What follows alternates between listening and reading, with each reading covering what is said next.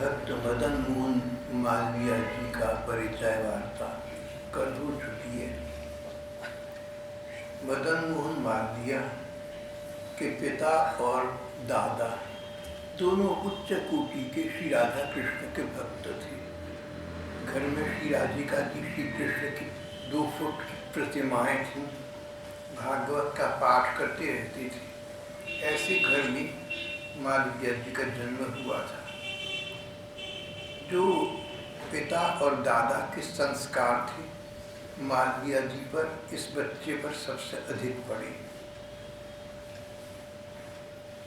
इनके जीवन में सदाचार और वैष्णवता मानो कूट कूट कर भरी थी। करुणा के अवतार थे। एक चींटी की हत्या देखने में दुख का अनुभव करते थे।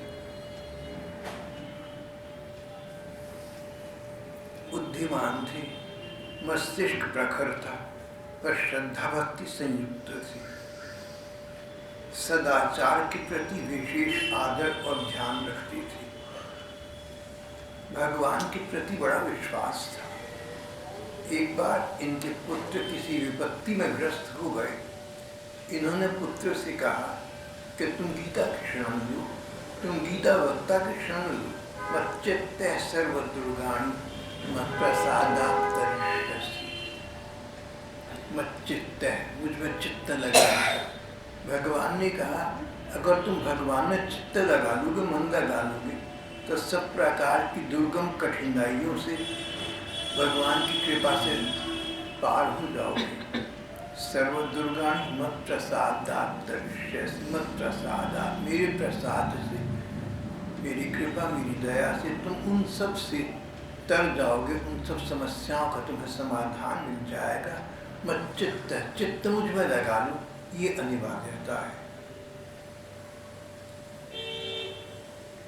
एक अन्य स्थिति में इन्होंने अपने एक प्रेमी को कहा कि हमें कहीं यात्रा पर जाते समय जीवन की रक्षा करनी चाहिए। जीवन अमूल्य वस्तु है, जीवन भगवान का प्रदत्त है। अपने जीवन का रक्षण करना, अपने स्वास्थ्य का संरक्षण करना स्वार्थ के कारण से नहीं, प्रत्युत इसलिए कि दोनों वस्तुएं ठाकुर की हैं, उनकी प्रदत्त हैं, उनकी धरोहर हैं। ये शरीर है, तुम्हारा शरीर तो नहीं है। हम अपने को शरीर समझें तो आध्यात्मिक दृष्टि से बात ठीक नहीं है। ऊंचा और नाटा पद शरीर का है, तुम्हारा नहीं है। काला गोरा रंग शरीर का है, तुम्हारा नहीं है। मोटे पतले शरीर हैं, तुम नहीं। शरीर जैसा भी है भगवान की ओर से मिला है, उनकी धरोहर है। जब चाहेंगे अपने चरणों में वापस बुला लेंगे। जीवन के दौरान भगवान की धरोहर समझकर इस जीवन की रक्षा करनी चाहिए। जीवन की रक्षा का उपाय मच्चित्ते सर्व दुर्गाणि मत्प्रसादात् तरिष्यसि। जीवन दाता की शरण ले लेना तो तुम्हारा जीवन सुखद, सुख संपन्न हो जाएगा। जहाँ कहीं बाहर जाना हो, जाते समय भगवान का नाम उच्चारण करना।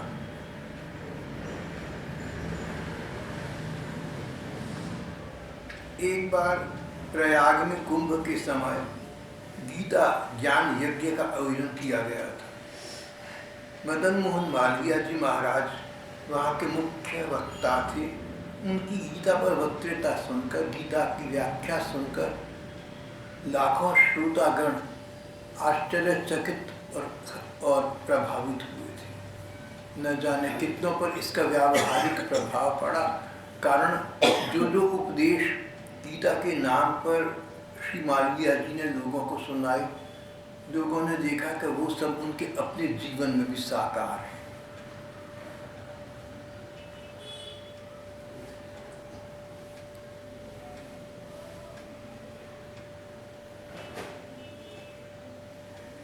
मालवीय जी की विशेषता थी, सबके लिए उनके मन में प्रेम था और सबके गुणों की वे सराहना करते थे। किसी का गुण देखो तो उसकी थोड़ी सी सराहना कर देना, उसको प्रोत्साहन मिलेगा। अपनी स्वार्थ पूर्ति के लिए किसी की प्रशंसा करना एक बात है, और किसी को प्रोत्साहन प्रदान करने के लिए सराहना को स्वीकारना दूसरी बात है। मालवीय जी दूसरों को प्रसन्न रखने के लिए, गुणों का महत्व बोध कराने के लिए इस प्रकार के लोगों की बहुत प्रशंसा सराहना करते थे, उनको आश्वासन मिलता था। किसी की निंदा की कल्पना तो वे कर ही नहीं सकते थे, वाणी पर तो क्या आएगी। एक बार बंबई के एक विद्वान ने उनसे कहा था, मालवीय जी आप मुझे 100 गाली दीजिए, आप देखेंगे मुझे क्रोध नहीं आएगा। अच्छा आप शुरू करिए। मालवीय जी मुस्कुराकर बोले, महाराज जी आपके क्रोध की परीक्षा तो पीछे होगी, पर मेरी वाणी, मेरी जिह्वा तो पहले गंदी हो जाएगी। परीक्षा तो आपकी क्या मेरी हो जाएगी, रस उत्तीर्ण हुआ तो क्या होगा। एक प्रसिद्ध लेखक और संपादक ने मालवीय जी के विषय में कहा था, वे सिर से पांव तक हृदय ही हृदय है। मदन मोहन मालवीय, इनके शरीर के मानो सभी अंगों में हृदय लगा हुआ है, इतने करुण हैं, इतने दयालु हैं, इतने मानवीयतावादी हैं, इतने परहित कातर हैं। जीव मात्र के प्रति कातरता और करुणा कूट कूट कर इनमें भरी है। ऐसा लगता है कि इनके हाथ पांव के भी हृदय लगे हुए हैं, इनके मस्तिष्क में भी हृदय है, कोमलता है, परहित कातरता है, करुणा है। एक बार प्रयाग में घंटा घर की ओर जा रही थी। मार्ग में एक रोगी भिखारन का आर्तनाद सुना। एक भिखारन थी, बेचारी सड़क पर बैठी रो रही थी, शरीर में कोई कष्ट था, कौन पूछने वाला। मालवीय जी उसके पास जाकर बैठ गए। महापुरुष थे, कभी कांग्रेस के, कभी हिंदू महासभा के, कभी कहीं के सम्मेलन के अध्यक्ष हुआ करते थे, देश जानता था उन्हें। उस भिखारन के पास जाकर बैठ गए, उससे पूछने लगी, अम्मा तुझे क्या कष्ट है, हम तेरी क्या सहायता कर सकते हैं। जब कुछ लोगों ने देखा, कह रहे मालवीय जी वहाँ बैठे हैं, तो कई लोग तो वहाँ उस भिखारन का हाल पूछने गए, और बहुत अनजान लोगों ने भी भिखारन के पास जो भीख मांगने की डिब्बा था उसमें पैसे डाले, उसमें काफी पैसे एकत्रित हो गए। उसके शरीर में कोई रोग लगे हुए थे। मालवीय जी ने इतना ही नहीं, एक इक्का करा, जैसे टांगे होते इक्के भी होते थे, इक्का किया, इक्के में भिखारिन को बिठाया और उसको अस्पताल लेकर गए। एक बार इसी प्रकार एक कुत्ते के कान के पास घाव हो गया। कुत्ता तकलीफ से छटपटा रहा था, इधर से उधर भागा फिरता था। ऐसी दशा में कुत्ते पागल कुत्तों की भांति किसी के भी काट सकते हैं जो उनके पास आए। मालवीय जी ने इसका विचार नहीं किया, वे तो कुत्ते के पीछे पागल से स्वयं हो गए। न जाने कहाँ से पूछताछ कर दवा ले आए, स्वयं बांस की डंडी में कपड़ा बांधकर उसमें दवा डुबो कर उसके लगाने लगे। कुत्ता था, पशु था, उसे तो बुद्धि नहीं थी, वो इन पर घुर रहा था, पर इन्हें अपनी चिंता नहीं। चिंता की तो एक कुत्ता किसी प्रकार पीड़ा मुक्त हो जाए, कष्ट से बच जाए। ये उसको अपने बांस के डंडे में कपड़ा बांधकर दवा लगाते रहे।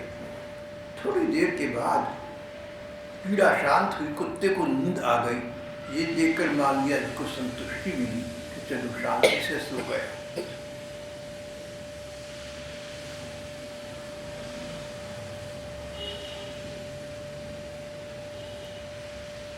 एक महापुरुष ने मालवीय जी के विषय में कहा था, मैं दावे के साथ कह सकता हूँ कि वर्तमान महापुरुषों में कोई भी व्यक्ति इतना कोमल न होगा जितने मालवीय जी हैं। किसी को निराश नहीं कर सकते, किसी को हानि तो पहुंचा सकते ही नहीं। अभिमान उन्हें स्पर्श न कर सका था। बड़े आदमी थे, उनको लाने ले जाने के मोटर कारें लोग प्रबंध करते थे, पर किसी समय उन्हें इक्के या तांगे पर बैठे बाहर जाते प्रायः देखा जा सकता था।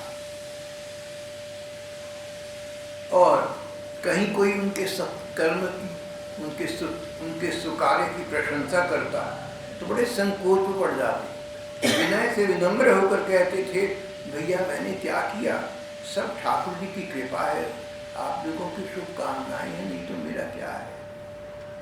और प्रसंग को बदल देते थे।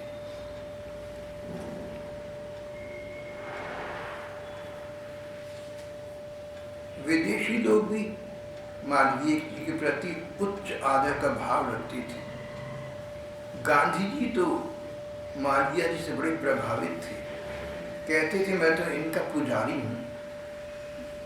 और अपनी आत्मकथा में महात्मा गांधी कहते हैं कि भागवत सबसे सुंदर ग्रंथ है, इसके द्वारा तो विश्व का कल्याण हो सकता है। भागवत का महत्व बोध मुझे तभी हुआ जब मैंने मालवीय जी के मुंह से भागवत की व्याख्या सुनी। भागवत का पाठ मालवीय जी प्रायः किया करते थे, जनता के सामने करते थे। गांधी जी कहते हैं भागवत तो मैंने पहले भी गुजराती में पढ़ी थी, लेकिन मालवीय जी के श्रीमुख से श्रवण करने के बाद ही मुझे श्रीमद् भागवत का महत्व बोध हुआ।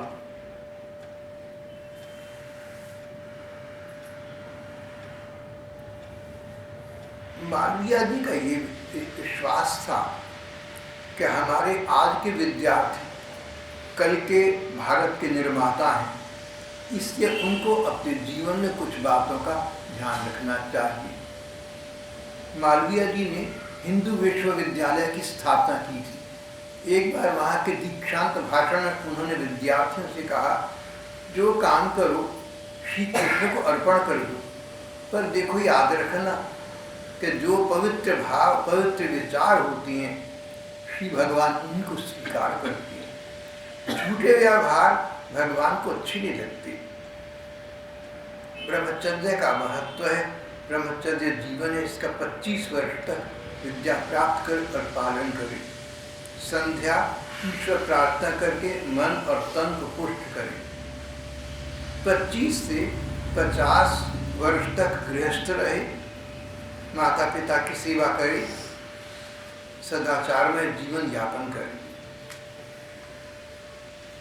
अतिथि सत्कार करें और कुटुंब का प्रीतिपूर्वक पालन करें। 50 से 75 तक वानप्रस्थ रहे। 75 वर्ष के पश्चात सन्यासी हो जाए, परमात्मा के चिंतन ध्यान में लग जाए। मदन मोहन मालवीय जी महाराज वर्णाश्रम धर्म की बहुत समर्थन है। वर्णाश्रम धर्म 4 वर्ण हैं, 4 आश्रम। तो 4 आश्रम, पहला विद्यार्थी जीवन ब्रह्मचर्य आश्रम, कहते थे तन मन को पुष्ट करो, अपने आप को संयम में रखो, विद्या शिक्षा का लाभ प्राप्त करो, जिससे आगे जाकर तुम और तुम्हारी सेवा के द्वारा पूरा देश सुखी हो सके। 25 वर्ष तुम तपोमय व्यतीत करो, 25 वर्ष तुम विद्या की शिक्षा के अर्जन में लगा दो, सदाचार पर विशेष ध्यान रखना, चरित्र की उन्नति परम आवश्यक है। 25 वर्ष की आयु के पश्चात गृहस्थ में प्रवेश करना चाहिए और गृहस्थ के सब धर्मों का पालन करना चाहिए। परिवार निर्माण करें, माता पिता की सेवा करें, दूसरों के प्रति भी सेवा भाव रखें, धर्म का पालन करें। कहीं कहीं धर्म ग्रंथों में सबसे उत्तम आश्रम गृहस्थ को बताया गया है, कहीं कहीं गृहस्थ को सर्वोत्तम आश्रम बताया गया। कारण गृहस्थ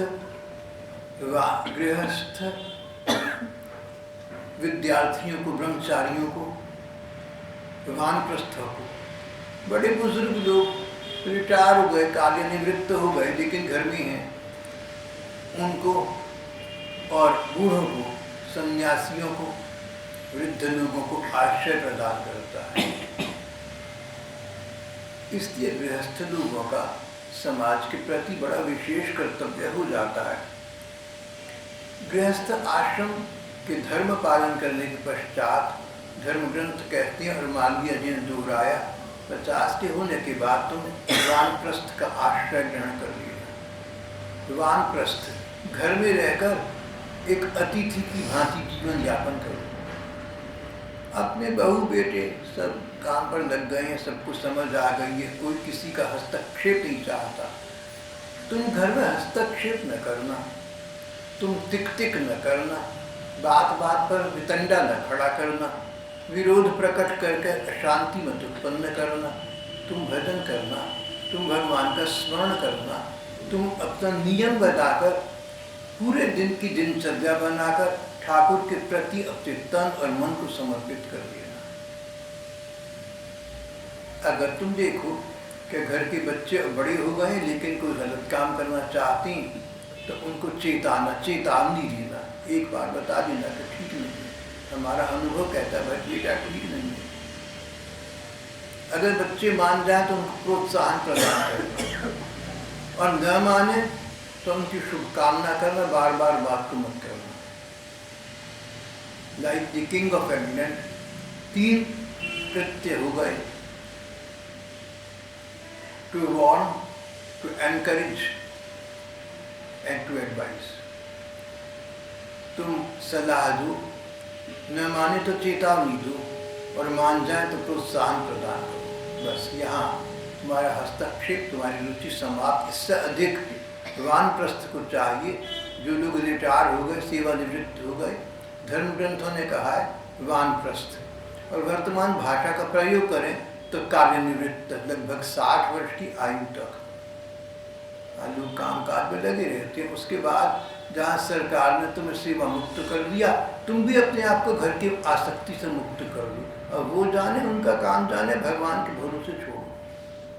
कभी कभी ठीक सलाह दे दो, मान जाए तो प्रोत्साहन दो, न माने तो चेतावनी दो, लेकिन प्रभावित मत हो। वो उस कारण से उनसे भले बोले मत बनो, अपने अनासक्त भाव से घर में रहो। 75 वर्ष के बाद हमारी धर्म ग्रंथ कहते हैं, अगर चाहे तो व्यक्ति संन्यास दे सकता है। अगर चाहे, या तो वानप्रस्थ कोई 25 के बजाय 50 वर्ष का बना दे, और नहीं तो संन्यास दे दे। संन्यास देना आज के युग में मुझे बड़ा कठिन लगता है, क्योंकि संन्यास के धर्म जो बताए गए उनका पालन करना कठिन काम है। एक गांव में 3 जात से अधिक मत रहो सन्यासी के लिए, और 3 रात रहो तो 3 अलग अलग वृक्षों के नीचे अपनी रात बिताना। एक वृक्ष के नीचे 3 रात मत बिताना। नहीं तो क्या होगा, हम बस में जाती हैं, हम कोई सीट घेरती हैं, वो कहते हैं हमारी सीट, हमारी बस। अगर तुम एक गांव में रहोगे, एक ही वृक्ष के नीचे 3 दिन रात को रहोगे, और चौथी रात रहना पड़ गया, कोई नया साधु आएगा तो तुम कहोगे तो हमारी जगह है। घर की ममता आसक्ति छोड़ दी, लेकिन यहाँ की बन गई। धर्म ग्रंथों ने सन्यासी की बड़ी कठिन विधान बताए, आज के युग में आसान नहीं लगती। वो तो केवल मात्र जिनका भगवान पर पूर्ण विश्वास हो उनके लिए तो हो सकते हैं, उतना विश्वास आसान नहीं है। तो वर्तमान युग में वानप्रस्थ में रहना उचित है। घर में रहो, अनासक्त भाव से रहो, अतिथि की भांति रहो।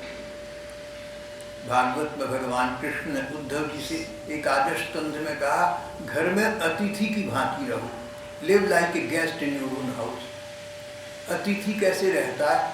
आप अतिथि बनकर किसी के घर गए, उसने आपका सम्मान करा, आपको सुविधाएं दी, आपने सबका लाभ उठाया, फिर उसका धन्यवाद किया और प्रसन्न चित्त होकर घर वापस आ गए, आप तो उसकी प्रशंसा करी कि उसने कितनी सुविधाएं मुझे दी थी। आप उन वस्तुओं में आसक्त नहीं हुई, आप उनको अपना नहीं माना, आपकी उन वस्तुओं में ममता नहीं बनी। जिसके घर गए हो सकता है वो आपसे बहुत अधिक संपन्न हो। मैं कभी कभी किसी घर में जाना हो तो बड़े बड़े बंगले बने हुए, बड़े बड़े कोठियाँ बनी हुई है, ऐसी ऐसी क्या कहें। ये कह रहे थे कि हमारी जो रसोई है ये 4 लाख रुपए की बनी है। एक कहने के जो लॉन है हमारे लॉन से सामने ये 2 लाख रुपए का बना है। कुछ ऐसी बातें बताते रहते हैं। अब तो शायद ये बातें पुरानी हो गई, हो सकता है करोड़ों की बात हो गई। तो जहाँ तुम जाते हो वहाँ की सुविधाएं तुम्हें मिलेंगी, उन सुविधाओं से तुम प्रसन्न होते, तुम रोना नहीं रोते कि अरे सुविधाएं थी अब नहीं रही। इसी प्रकार घर में तुम अतिथि की भांति रहो। अगर तुम्हारे पास कोई सुविधाएं हैं तो भगवान के प्रति कृतज्ञता ज्ञापन करो। जो लोग सुविधाएं देते हैं उनको प्रोत्साहित करो, उसकी सराहना करो। और जो सुविधाएं न मिलती हो, जैसे अतिथि को सुविधा न मिले तो चलो कोई बात नहीं, काम चला लेगा थोड़ी देर के लिए। शेष कितना जीवन है, क्या झगड़ा करना है किसी से। अपने घर जाना है, अपने सच्चे घर जाना है, भगवत चरणों में जाना है। अब तो उसकी तैयारी करनी है भैया। इधर उधर की बातों में मन को नहीं लगाना, तन को नहीं लगाना, अपने मार्ग पर सीधे चली जाना है। कहते कुत्ता अपने गांव से निकला, मान लो उसने दिल्ली जाना था। रास्ते के जो गांव के कुत्ते थे, परदेसी कुत्ते को देखकर लड़ने भौंकते और उससे लड़ने के लिए आते। वो कुत्ता उनसे लड़ता नहीं था और तेज भागता था उनसे बचने के लिए। परिणाम ये कि अपने गंतव्य पर, अपने स्थान पर समय से पहले पहुंच गया। अगर वो उनके साथ लड़ता झगड़ता तो देर हो जाती। संसार है ना, सब प्रकार के लोग हैं। वानप्रस्थ को चाहिए इधर उधर अड़े नहीं, अपने मार्ग पर और द्रुत गति से आगे बढ़े, अपने जीवन के परिणाम को देखे।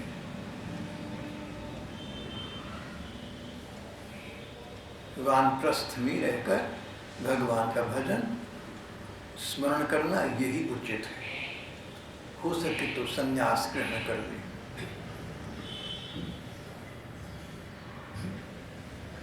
यदि कोई जीवन में पाप हुआ हो तो उसका अभिप्रायश्चित कर लेना। पाप का प्रायश्चित करने का उपाय गीता में भगवान ने बताया है। पहली बात, मन पक्का कर ले कि दोबारा नहीं करूँगा। दूसरी बात, भगवान का भजन करें। तीसरी बात, अगर अपराध किसी व्यक्ति के प्रति हुआ हो सके तो जाकर उसके सामने मान जाए और उससे क्षमा मांग ले, या किसी संत के सामने कह दे तो भी पापों का प्रायश्चित हो जाता है। अपने आप को सत्य के पथ पर अग्रगामी करना, अपने आप को भगवान के स्मरण में लगाना, दोबारा वैसा काम न करना, ये सच्चा प्रायश्चित है। तो जो पाप हो गया वो क्षमा हो जाता है।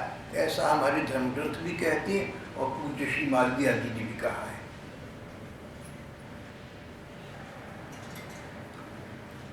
विद्यार्थियों को वे उन्नत बनने के लिए बार बार आदेश देते थे। कहते थे सभी बातों में संयम रखो, बोलचाल में संयम बरतो, खाने पीने में संयम बरतो, अपने सभी कामों में शीलवान बनो, शालीन बनो। एक बार वृंदावन में कहीं हम ठहरे थे, वहाँ पर एक प्लेकार्ड लगा हुआ था, एक स्लोगन बहुत बड़ा बड़ा लिखा लगा हुआ था, जपिया तपिया बहुत हैं, शीलवंत कोई एक। जब तो लोग कर लेते हैं, तब तो लोग कर लेते, सब तो नहीं करते लेकिन चलो वे कर भी लेती हैं। लेकिन शीलवंत कोई एक, शीलवंत, दूसरा का मान रखना, अपनी आप मान की इच्छा नहीं, कोई प्रशंसा करे तो संकोच होना। बहुत भक्तों और विद्वानों ने कहा कि भगवान राम में शील की सीमा हो गई थी। कई कहते भरत जी में शील था। और वर्तमान युग में भी कहीं कहीं मैंने शील और संकोच से संयुक्त लोग देखे हैं। मालवीय जी कहते थे विद्यार्थियों को विशेष रूप से शालीनता का ध्यान रखना चाहिए। शीलम परम भूषण, सादा जीवन उच्च विचार। उल्टा न कर देना, उसके विचार साधारण और रहनी ऊंचे दर्जे की, कपड़े बढ़िया पहनना, फैशन में आना और शरीर को सौंदर्य मंडित करने के लिए कृत्रिम उपायों का प्रयोग करना। किसी ने अभी पिछले सप्ताह मुझे कहा कि आज मैं आपको टेलीविज़न जरूर दिखाऊंगा। मैंने कहा क्या बात हो गई? बोले पुरानी एक्टर जो थे 60-70 के दशक के एक्टर, अब उनको दिखाया जाएगा। तो मैं भी बहुत इंटरेस्ट लेकर बैठ गया। मैंने कहा मैं ज़रूर देखूंगा। तो उन्होंने वो कार्यक्रम मुझे दिखाया। दिखाने वाले का कहना ये था कि अब आप उनको पहचान न सकेंगे। जो अभिनेता और अभिनेत्रियाँ, नायक नायिकाएँ, actors actresses, heroes and heroines सन 60, 70, 75 में देश जिनके पीछे पागल था,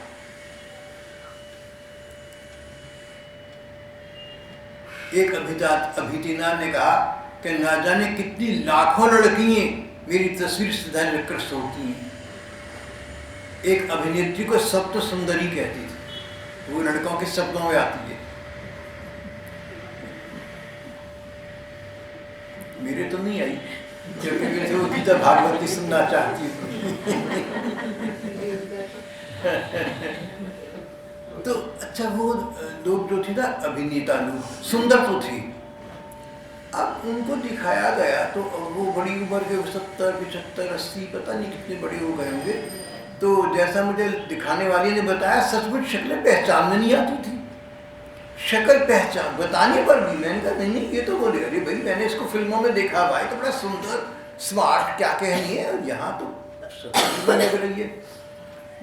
तो किसी का नाम लेना तो अच्छा नहीं होता। बड़ी बड़ी वो हमारी आदर के पात्र तो अभी भी हैं, लेकिन ज़्यादातर अभिनेताओं का, अभिनेत्रियों का ये हाल था, पहचान में नहीं आ रहे थे, इतने कुरूप हो गए थे। तो सर्वसम्मति से निर्णय करा गया।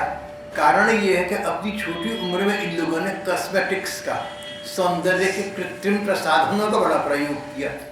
प्लास्टिक सर्जरी और पता नहीं क्या क्या मुंह पे मला सुंदर दिखने के लिए।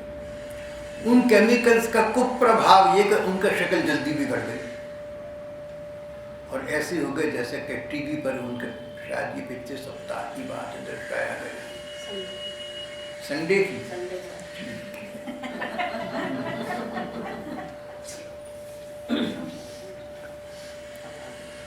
मालवीय जी ने कहा कि व्यक्ति को चाहिए कि कृत्रिम जीवन यापन न करे, सदाचारमय और स्वाभाविक जीवन यापन करे, सेवा को स्थान दे। और सेवा तभी हो सकती है जब भजन में चलता हो। अगर तुम भगवान का स्मरण करते हो तो संसार की, समाज की, आसपास वालों की, परिवार की सेवा करने की तुम्हारे में इच्छा उत्पन्न होगी, क्योंकि सारा संसार उन प्रभु का है और क्योंकि सारा परिवार उन भगवान का दिया हुआ है। गोपियाँ कहती थी कि कृष्ण जैसे वंशी तुम्हारी है, जैसे नूपुर तुम्हारी है, जैसे मुकुट तुम्हारा है, जैसे मोरपंख तुम्हारा है, जैसे माखन तुम्हारा है, ऐसे हम तुम्हारे, हम तुम्हारी स्टेज प्रॉपर्टी हैं, हम तुम्हारी चीज़ों में से एक चीज़ है बस। इसका प्रमाण भी मिल ही गया। भगवान 11.5 बरस के बाद वृंदावन से चले गए। लड़कियों ने, उनको जीवन का मोह समाप्त हो गया। श्रृंगार तो क्या करना था, स्नान करना बंद कर दिया। जिनके लिए था वो चले गए, अब क्या करना।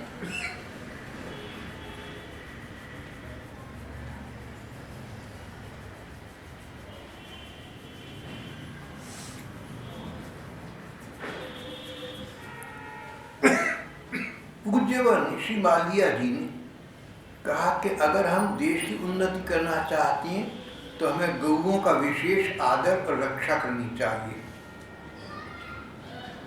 उन्होंने कहा जो लोग गोवध करते हैं या गोवध करना अपना धर्म समझते हैं, उनके अज्ञान का ठिकाना नहीं है। गाय जैसे उपकारी प्राणी का वध करना किसी भी स्थिति में धर्म संगत नहीं कहा जा सकता। श्री मालवीय जी ने आगे एक बड़ी महत्वपूर्ण बात कही। उन्होंने कहा इस्लाम में या कुरान शरीफ में गाय के वध का विधान कहीं नहीं है। ये बड़ी भारी उन्होंने बात कही। गाय माता के हम सभी संतान हैं। हिंदू, मुसलमान या ईसाई का सवाल गाय माता के यहाँ नहीं है। अकबर कई सौ बरस पहले हिंदुस्तान के बादशाह थे, उन्हें इस बात का बोध था। अकबर ने गाय का वध बंद करा दिया था। संभलो और औरों को भी समझाओ कि गाय की सेवा कितने महत्व की चीज़ है। अगर आप गो पालन करेंगे तो भगवान आपकी सहायता करेंगे, आप अपने काम में सफल होंगे।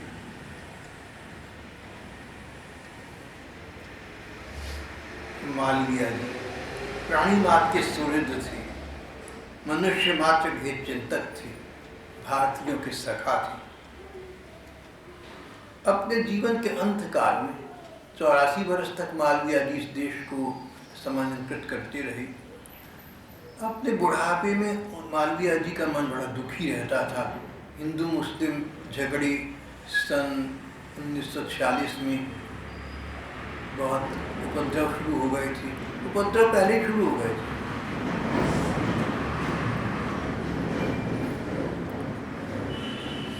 हिंदू मुस्लिम झगड़ों की नींव सन 1909 में पड़ गई थी,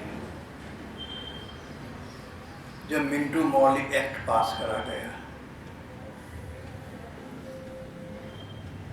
किसी को दोष देना अच्छा नहीं होता, पर इतिहास कहता है कि तत्कालीन सरकार किसी भी प्रकार भारत को अपने शिकंजे में रखना चाहती थी। उसके लिए हिंदू और मुसलमानों को परस्पर तोड़ना आवश्यक था, नहीं तो हिंदू मुसलमान तो परिवार की भांति रहती थी।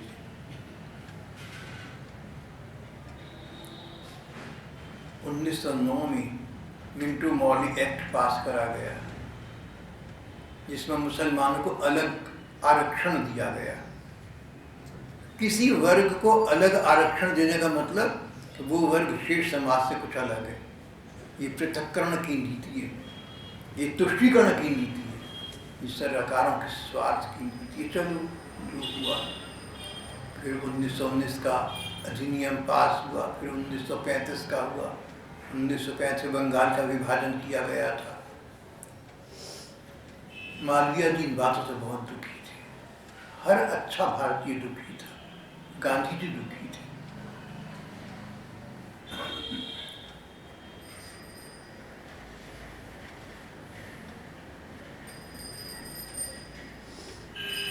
उनके जीवन का अंतिम वक्तव्य नवाखली में संत्रस्त मानव जाति के लिए था। नवाखली में बंगाल में हिंदू मुसलमानों के बहुत झगड़े हुए थे। उनकी चर्चा करेंगे तो यहाँ उसका समय नहीं है, ना ही प्रसंग है, लेकिन बहुत दुखद प्रसंग है। मालवीय जी के मन को बड़ा कष्ट मिला था। हिंदू हो या मुसलमान, किसी को कष्ट मिले मालवीय जी सहन नहीं कर सकते थे, और सबको कष्ट ही कष्ट मिल रहा था। कष्ट अपना बुलाया हुआ था, अपनी नासमझी के कारण से था। ना कोई प्राकृतिक आपदा थी, ना कोई आकस्मिक दुर्घटना थी, अपना बनाया हुआ था। आज भी ऐसे बहुत तकलीफें को दे रहे हैं। मालवीय जी के प्राणों को इस बात से बड़ी व्यथा होती थी। हिंदुओं की पीड़ा महामना सहन नहीं कर सकी। तड़पते हुए उन्होंने हिंदुओं को संगठित करने का प्रयत्न किया। देश की रक्षा के लिए, मर मिटने के लिए अंत तक अपनी लड़खड़ाती सांस में बोलते गए, और अंत में सन 1946 में पूज्यपाठ महामना श्री मदन मोहन मालवीय जी महाराज श्री राधा कृष्ण का स्मरण करते हुए, पर देश की दुर्दशा से पीड़ित हृदय लिए हुए, मार्च मास में दिसंबर के महीने में एक दिन शाम को 4:15 बजे काशी में अपने घर पर, काशी में पैदा हुए थे, वहीं के थे, काशी में उन्होंने अपने आप को सदा के लिए भगवान के चरणों में समा दिया, अर्पित कर दिया।